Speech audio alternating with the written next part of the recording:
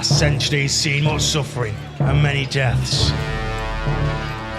The century war saw kingdoms and empires fighting for a common goal, for power, greed, righteousness. The power to annex a defeated nation, for it then to be ruled in fear. The greed to forcefully plunder another nation's resources, for them to maintain itself as a nation, and that's now become a lot more powerful. The righteousness to claim there can only be one true religion, and all other religions and their so-called gods are wrong in its existence. Wars would begin as the other ended, and had been that way for 101 years. No war lasted forever, and soon enough, the century wars ceased. The end of the century wars for all kingdoms and empires saw an era of peace and serenity, where no blood was spilt, no army pitted against another, no twisted visions. But this era would only last for 27 years. It was the Clandestin Empire that ended the peace that many hoped would last for eternity. And as it did in the century wars and the many wars that preceded it, catalysed another war for conquest. This time headed by a new, power-hungry Empress, hell-bent on destruction, justice and rule. The ability to control all, the ability to play God. No person has seen this coming. No warning, no signs, no threats, and no proof. A covert operation saw the Empress build an army larger than her predecessor could ever build, an armada as large and vast as the seas they sail on.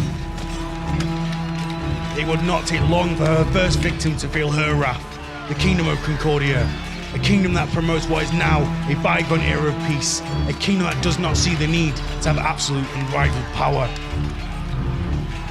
The Empress and her armies decimated the towns and cities close to the border of the two nations, with incredible ease and ferocious strength.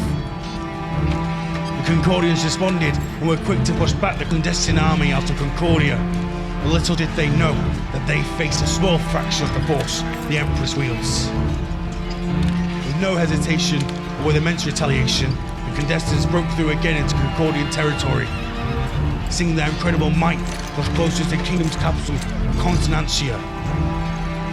But the Concordians resisted well, with the hopeful king of Concordia attempting to convince his nobility that he could stop the invasion. But soon, his fate was sealed. The Empress called on her fleet to flank the kingdom, overwhelming the king of Concordia's navy.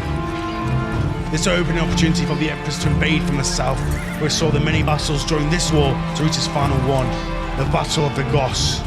With most of her army depleted, the king of Concordia led out his only battalion in the King's Guard to Goths, a no man's land between the two nations, and the main route that connects them. The king of Concordia led the charge, with both nations went head-on.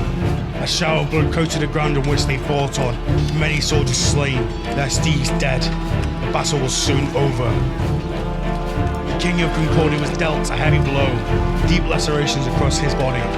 His general and best friend, the brave Lord Idar Heldrin, rode with haste to the capital walls, with doctors to tend to the king's wounds. But they proved too much for him, and on that night, he passed. The king's son, the Prince of Concordia and heir to the throne, was not there for the king's passing. It was sudden and untimely. The prince did not partake in the war either. It would be a risk to lose the only legitimate heir to the throne. Upon his father's passing, the prince was made king in a quick ceremony, so that the new crowned king of Concordia can possibly find a way of stopping what seems to be an unstoppable force.